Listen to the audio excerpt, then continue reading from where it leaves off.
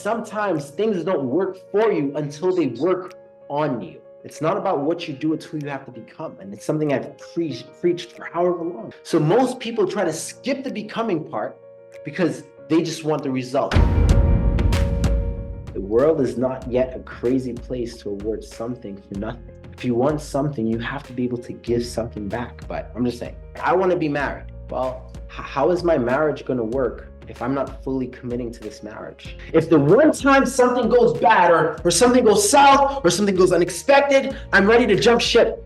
Is this marriage going to work out? Yes or no? Yes or no? It's hard. This thing is this. Is it going to work? Absolutely not. Oh, there's other people, there's this thing and that thing. So we all know this to be true, but yet still, we find all types of excuses to undercommit, over-distract, and underperform. We find these ways to do these three things. Call it the you owe you. You owe yourself success, so don't do that. You owe you the life that you desire, so don't do those things. Going back to Kayla, she showed up even though she wasn't having the success. And her boss told her, hey bro, you can't come to Mexico because we need you urgently for this day to do this thing. Kayla says, well, guess what? You know what? You're gonna have to find somebody else because now I quit. This is how Kayla committed. This is how Kayla burnt her bridges. She burnt all of her ships. She burned her safety net. And less than 7 days after, she made more money in one day than she would make in the entire week of working. This wasn't just blind luck. This wasn't just a guesswork. This all happened because she made a decision, she made a commitment. But beyond that, she also had a purpose. My question to you guys, what is your purpose? You can't commit to something if you don't have a purpose. You cannot commit to anything if there is no purpose. What is the purpose? Why are you going to commit to this? Why are you going to show up? Okay, when things get hard, what is that thing that's going to keep reminding you, hey, this is why I'm doing that? Honesty is the best because now you can actually navigate. You can see where you need to improve, right? So we all have this obsession with a shiny object. Okay, the next big thing. Oh, this thing is here. Oh, let's do this. And then what happens is this. We start one thing, we commit to one thing. Remember I told you 100% commitment is needed to succeed, correct? So we commit to one thing, 2 weeks later, ding, shiny object. Yeah. So then what we do? We now commit to that thing. And then when we're facing this thing, another shiny object comes. Ding! We run back over to this other thing. How many of you guys feel like you've lived life in this exact manner?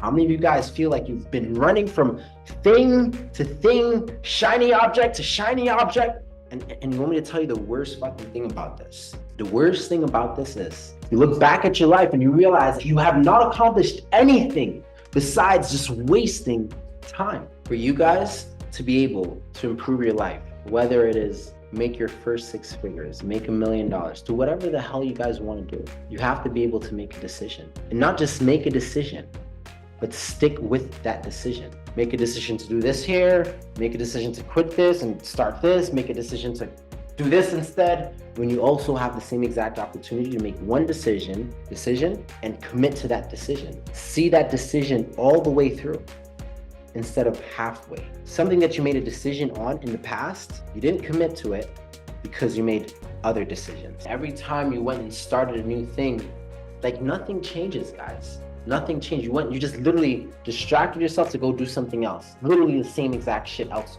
What's the point? Besides wasting more time. This is called a decision. I used to smoke weed for 10 years plus of my life. It was a huge part of my life. But you know what I did?